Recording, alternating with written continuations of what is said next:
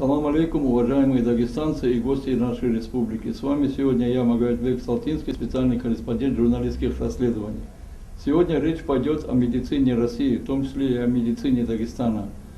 Потому что очень много сегодня вопросов как официальной медицине, так и другой медицине в частности. Медицина Дагестана сегодня, и, впрочем, вся медицина российская, лично мне сегодня напоминает парк культуры и отдыха. Парк культуры и отдыха, где кончается культура и начинается отдых. А после отдыха, как известно, все болит, ничего не хочется и проклинается все на свете. И вот тут мы становимся легкой добычей врачей. Хорошо, если эти врачи хорошие, а не шарлатаны. Всяких знахарей, после которых ты уже знаешь, что если ты его встретишь второй раз, то как минимум его можно покалечить. Еще недавно уже бывший главный санитарный врач России Геннадий Онищенко заявлял на всю Россию-матушку, что чуть ли не половина лекарств у нас поддельная. Если не лечит официальная медицина, или если она лечит плохо, то и на ее место тут же находятся всякие желающие, которые могут нас вылечить. Если официальная медицина обозначилась как наука лишь относительно недавно, то народная медицина в данном случае была всегда в той или иной форме, опытом и знаниями. Особенно преуспел в этом еще в прежние века известный всему миру доктор Ибн Сина, или Авиценна, как его еще звали. Почему я вдруг вспомнил Авиценну? Потому что недавно к нам в Дагестан приехал один из его потомков. Зовут его Мулла Зухур Тахири. Он приехал к нам из Таджикистана, из Душанбе. В связи с тем, что у вас, Мулла Зухур, все-таки трудное имя, как мы будем общаться с вами, как вам обращаться? Здравствуйте, уважаемые зрители, я вас всех люблю. Ко мне обращаться как доктор Тохири. Если вы эту фразу напишите в интернете, про меня прочитайте очень много информации и мои сайты. Итак, договорились, доктор Тахири. Да. Скажите, пожалуйста, вы первый раз в Дагестане или раньше тоже? Да, я первый раз в Дагестане, буквально вот 3 раза я хотел сюда приехать. Много сказали, не надо выезжать, там плохо, там воюют. Города очень люди хорошие, гостеприимные, все работают. Ну, где-то 1-2 раза показывают по телевидению, где-то там стреляют, что-то делают. Это товарищи, те люди, которые не хотят нормально жить. А нормальный народ дышит, пишет, как говорят, все делает нормально. Ну, зря вас пугали. Да, я, конечно, вот 3 года как хотел сюда приехать, а так решил пока остановиться здесь, хотя на 3 месяца, значит, пообщаться с людьми, потому что я Расул Гамзатова, когда был еще учеником, читал «Мой Дагестан», и лично был с Расул Гамзатовым знакомый. Поэтому решил вот это горе посмотреть, с этими людьми пообщаться. Ну, с кем за это время успели познакомиться, подружиться, куда ходили? Ну, за короткое время, конечно, я с вами, значит, журналист, и я познакомился, ну, первый день я прочитал, познакомился, здесь поставили на учет миграционную службу, читал лекцию миграционной службы, которая им очень понравилась. Потом в институт усовершенствования учителей читал лекцию. Так, в больнице Каспийский прочитал лекцию. И сегодня я читал лекцию правовой академии.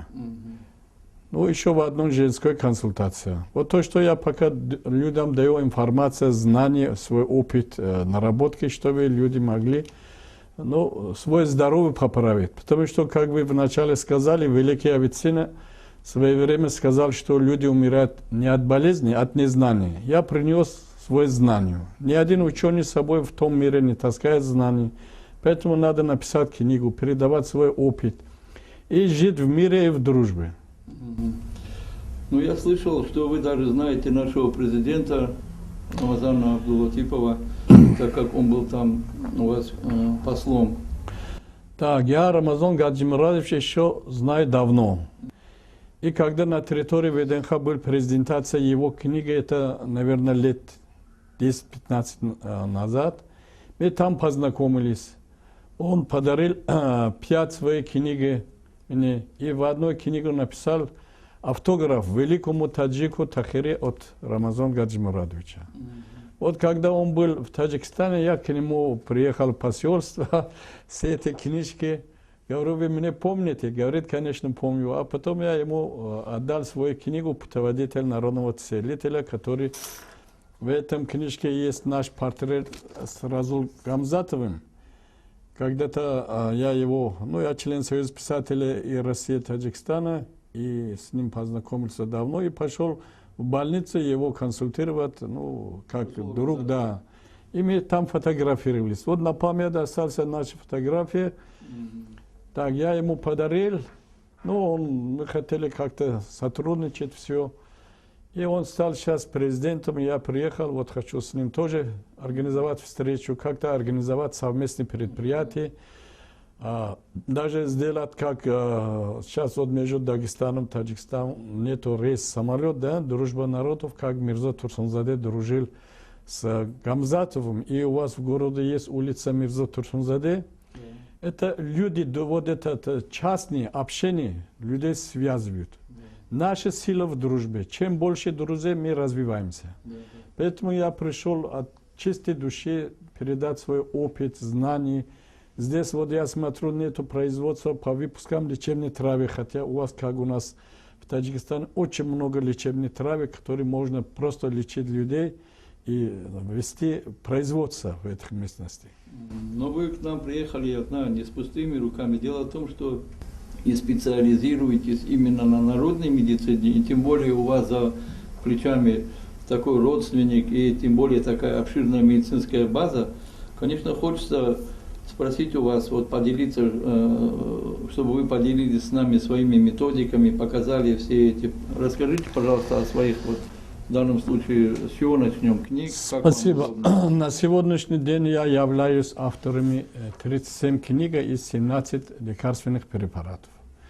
Великий Авиценна нигде не учился. Если человек над собой не работает, это ничего, то, что мы заканчиваем институт, это нам ничего еще не дает. Вот, например, я написал такую книжку, маленькую брошюру «100 болезней, 100 лечений». Это болезни взаимоотношения людей. Когда люди друг друга ненавидят, значит, бывает ненависть, гордость, ревность, обида. Это же все уже болезни. Вот сейчас почему здесь у вас где-то стрелят, кто-то на кого-то обиделся. А то, что стрелят, это мы все, я мусульманин, все говорят мусульманины. Если кто читал Корана, там нигде не пишется, чтобы кого-то убить. Даже живого существа убивают. А то, что мы говорим, мы мусульмане, а потом нарушаем все это не в Коране дело, а в людях, потому что они неправильно понимают, неправильно трактуют вот этот книги. Поэтому это маленькая брошюра, очень воспитательная. Я каждую неделю читаю и исправляю свои ошибки. О каких болезнях? Вот я уже сказал, это болезни взаимоотношений людей. Когда вот именно, вот ведь ты приходишь, например, какой-то человек на каком-то посту сидит, он гордина у него, он не принимает, что-то делает. Потом у людей появляется обида. Надо быть простым человеком, да? Потому что с этого мира никто с собой не таскает. В том мире все то, что у него богатство есть. Скажем так, болезни морально-нравственного состояния. Да, именно вот это, чтобы воспитать людей. Значит, я сегодня везде читаю лекции и говорю, кто хочет, первый мой вопрос, хочет жить 100 лет, руку поднимите. Потому что в многих местах 1-2 человека поднимают, потому что люди не подготовлены. Это в их подсознании записано, что они выйдут на пенсию, через 5-10 лет умирают. Вот мысль это материально. Поэтому, хотя я сам был больным человеком, много проблем, благодаря вот моему знанию я существую и людям несу знания, здоровье, уважение к человеку. Вот в этом книжке я написал, как прожить 100 лет не болея. Это все зависит. Да, это все зависит от самого человека. У меня был в ЗОЖе статья «Хочу, могу жить 150 лет», но много сказали 150, много, я книжку сделал на 100 лет, да. Человек, не зря сказано век. Да. Человек, хотя бы минимум 100 лет. Если он о своем здоровье заботится, здоровье не покупается деньгами. Ну, сколько миллиардеров были, они все равно умерли, правильно? Деньги не спасают. Никто не унес. А надо ежедневно заботиться. Как заботиться? Это личная гигиена.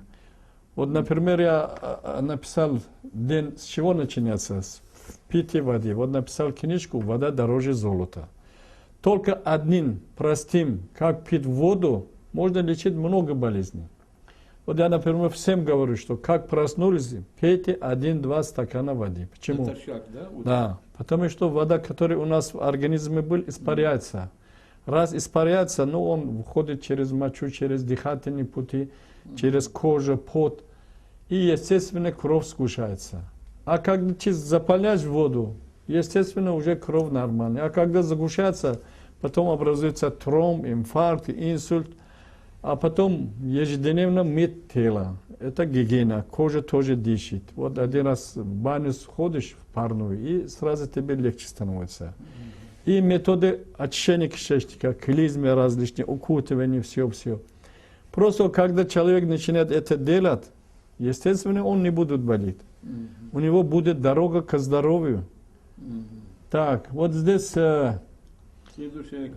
Следующая книга, я вот написал здесь, например, у меня есть большая книга «Мудрость любви», а это сексотерапия. Иногда людям кажется, это смешно, это стыдно что-то говорить. Это основа жизни. Если люди неправильно связывают семьи, вот женятся, через месяц разводятся, это уже болезнь их родителей, и невестку, и жениха, они переживают, возникают различные болезни. Потом, если не знают культура общения мужчина-женщина, это тоже большую роль играет. Как... Извиняюсь, это с точки зрения обыденной медицины или там есть какие-то новшества с точки зрения ислама? Ну, я сейчас пишу книгу, уже в течение 7 лет работаю, религия, культура и здоровье. С точки зрения ислама тоже. Вот это ислам, Коран, это... То, что нам дали эти книги для воспитания, именно для сохранения здоровья. Это вот то, что мы молимся несколько раз, это комплекс упражнений, движений, подмываться, все это здоровье. А с точки зрения Корана тоже, да, тоже есть такие вещи. И, например, я здесь, ну, про препараты потом буду говорить. Ну вот еще кратко представьте остальные книги тоже. Вот у меня есть книжка «Смехотерапия», положительные эмоции. Потому что когда, вот по поводу сексотерапии, я иногда на своих лекциях говорю, где нормальный секс, взаимоотношения людей нормальные, там нету войны. Потому что люди расслабленные, отдыхающие. А когда нету, значит, расслабления, он должен или наркотики употреблять, или кого-то бить, что-то сделать. Это тоже воспитание. Вот смехотерапия, потому что положительные эмоции всегда лечат человека. И здесь есть мои 4 стихи, что вот каждый у нас в телевидении таджикский, каждый день с этого начинается, что улыбаться, смеяться – это лекарство. Когда человек в состоянии смеха, расслабления, автоматически много боли проходит. И в Америке, например, более 600 центров по смехотерапии есть, которые оказывают очень положительное влияние на состояние здоровья человека. Поэтому я рекомендовал бы во всех организациях Дагестана, хотя в течение дня 2 раза сделали по 10 минут смехотерапия. Вот это люди собирались или в школах, или в институтах. Какой-то анекдот и смех. Это уже как лекарство влияет на состояние организма человека. Так, значит, у меня есть брошюра, называется «Фирула лечит опухоли, омолаживает тело». Это я написал совместно с директором Института фитотерапии России Корсун Владимиром Федоровичем и главный онколог-реабилитолог Санкт-Петербурга Еременко Ксения Валентиновна.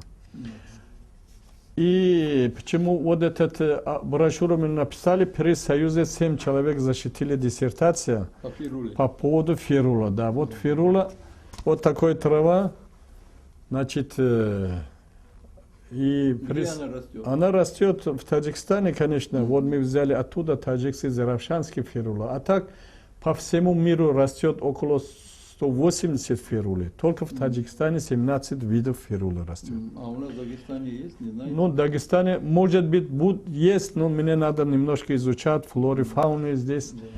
Вот из этого мы сделали препарат, называется ферулахид доктора Тахири. Впервые я в России зарегистрировал сырье, а потом вот эту пищевую добавку ферула, здесь добавлена хитозан, глютаминовая кислота, имеется сертификат регистрационного удостоверения на территории России. И он прошел обрабатываться в Санкт-Петербурге на 500 больных с онкологией, который очень хороший эффект. И они включили ферулу, и второй мой препарат, это замч, это минерал с гор Памира, в основные средства лечения, профилактика онкологических заболеваний. А замч, это минерал, группа квасов относится, в составе имеется 65 макро-микроэлементов, начиная от золота, калий, кальций, магний, алюминий. И здесь он очень хорошо останавливает кровотечение, язвы, различные геморрои лечится.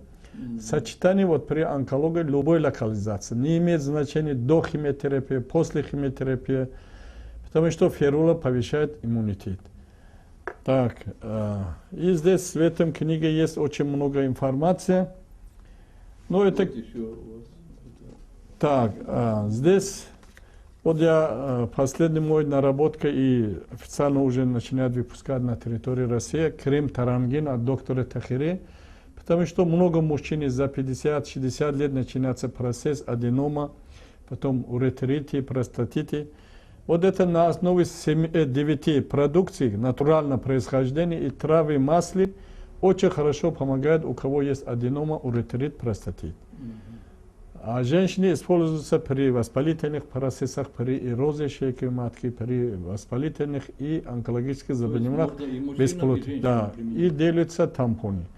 Поэтому сейчас есть большая потребность на этого крема.